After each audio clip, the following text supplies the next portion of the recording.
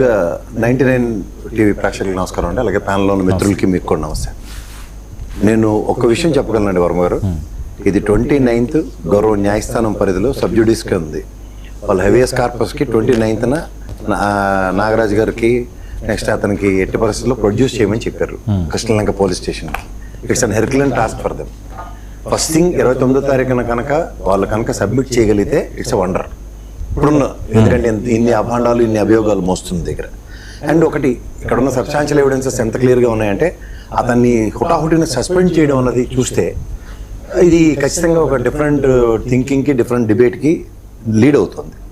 And more ఇక్కడ ఉన్న Chronicle ఆర్డర్లో నాగరాజు యొక్క ప్రవర్తన, సిఏ నాగరాజు యొక్క ప్రవర్తన కనుక చూస్తే ఇవాళ గౌరవ ముఖ్యమంత్రి గారు సింగపూర్ పర్యటన తర్వాత నుంచి మాత్రమే దీని మీద చర్యలు ప్రతిచర్యలు అతన్ని సస్పెండ్ చేయడం అనేది జరిగింది. ఇది ఫస్ట్ థింగ్ ఏంటంటే ఒక సిఏ అనే వ్యక్తి నెక్స్ట్ లెవెల్ ఏసీపీ తర్వాత డీసీపీ తర్వాత వాళ్ళందరి పర్వ్యూలో అసలు ఏ విషయాలైనా వాళ్ళ కన్సర్న్ లేకుండా జరగదు. ఇతను ఒక్కడనే అనుకుంటే మనం తమిళనాడులో ఒక రీసెంట్ పాస్ట్ ఒక ఇన్సిడెంట్ కనుక చూసుకుంటే కరోనా టైంలో ఒక లాక్ ఆఫ్ డెత్ ఉన్నది. ఒక గౌరవ పోలీస్ మహిళ తను ఎప్పుడైతే కోర్టులో వాంగ్మూలం వచ్చిందో మొత్తం అందరికీ ఉరిశిక్ష తర్వాత యావజ్జీవ కారాగార శిక్ష కింద దాన్ని పరిగణలోకి తీసుకుంది హైకోర్టు. సో ఈ ఉదంతాన్ని ఇక్కడికి రిట్రియేట్ చేసుకోగలిగితే ఇవాళ వీళ్ళు ఏదో తాత్కాలిక ఉపశమనం సస్పెన్షన్స్ లేకపోతే ఏలూరు దగ్గరికి వెళ్ళి దాన్ని ఏదో ఏఆర్కి వెళ్ళి తర్వాత వచ్చి వెనక్కి వచ్చి సస్పెన్షన్ అన్నది కేవలం తాత్కాలిక ఉపశమనం. నేను దీనన్నింటికన్నా ముఖ్యంగా ఒక విషయం నేను చెప్పగలను. ప్రముఖ ఛానళ్ళు ఇవన్నీ ఇంతమంది ఈ జర్నలిస్టులు ఇంతమంది ఉన్న దగ్గర ఒకే ఒక కాలం నేను 11వ తారీఖున అనుకుంటాను ఒక సాక్షి ఛానల్లోనే ఒక చిన్న పేపర్లో కాలం చూశాను. హెవియస్ కార్పస్ వేసారు వాళ్ళ ఫ్యామిలీ అని. సరే, ఇప్పుడు మీరు ఒక సీనియర్ జర్నలిస్టు, మీ ప్రస్థానం పోలీస్ స్టేషన్లో నేనైతే రమేష్ వైట్ల ఎన్టీవీ ప్రతినిధిని ఒక ఎగ్జాంపుల్ చెప్తాను.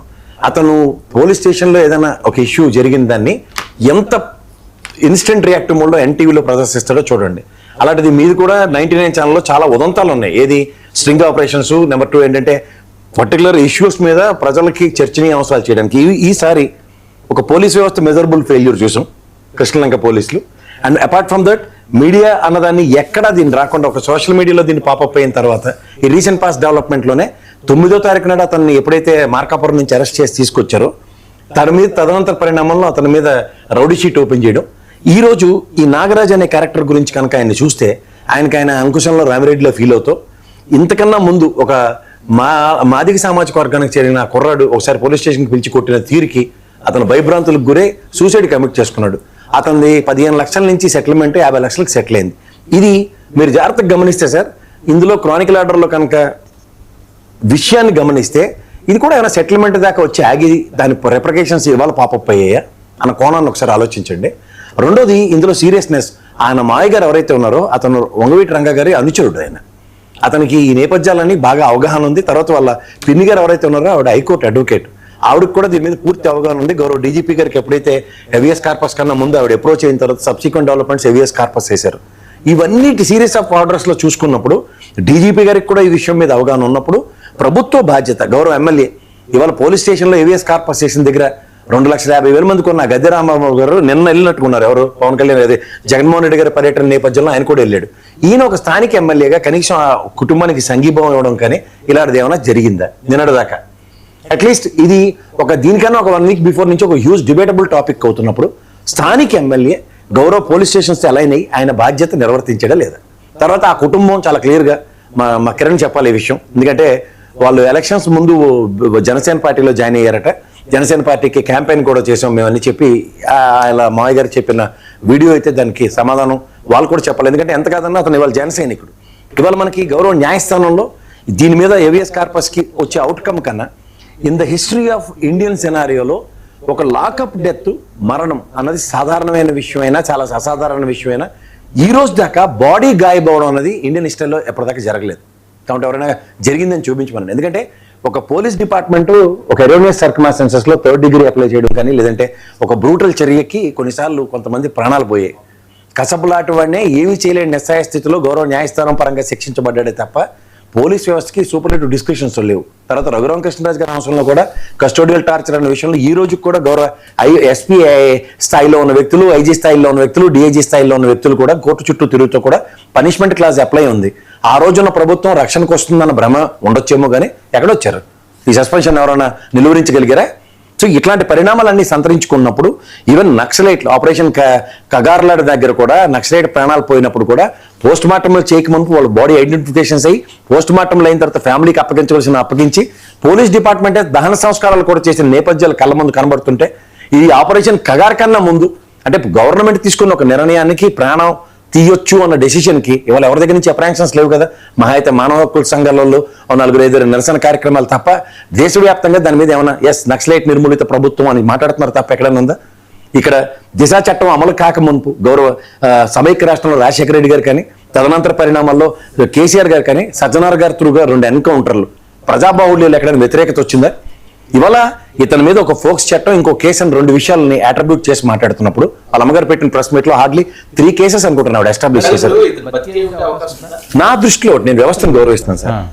వరస్ట్ కేసులో అతను బతికి ఉండే ఛాన్సెస్ ఉన్నాయి. ఎందుకంటే 29న గౌరవ న్యాయస్థానం ఊరుకోదు, తోలు తీసేస్తుంది వీళ్ళకి. నాకు తెలిసి డీజీపీ గారిని కూడా అక్కడ నిలబెట్టిన నేను ఆశ్చర్యపడను. అండ్ ఎంటైర్ ఎస్పీ స్థాయి నుంచి ఏసీపీ స్థాయి వీళ్ళందరికీ కూడా హ్యూజ్ పనిష్మెంట్స్ ఉంటాయి. ఈ recent Tamil Nadu example is a practical example.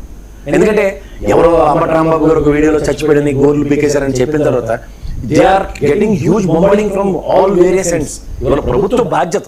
ఇవాళ నేను ఇందాక దిశ చట్టం విషయంలో ఎక్స్ప్లెయిన్ చేస్తుంది ఏంటంటే ప్రభుత్వం అండ్ పోలీస్ డిపార్ట్మెంట్ తీసుకున్న సమన్వయ నిర్ణయం ఎన్కౌంటర్స్. ఇవాళ ఇది ఎన్కౌంటర్ కాదు, లాకప్ డెత్.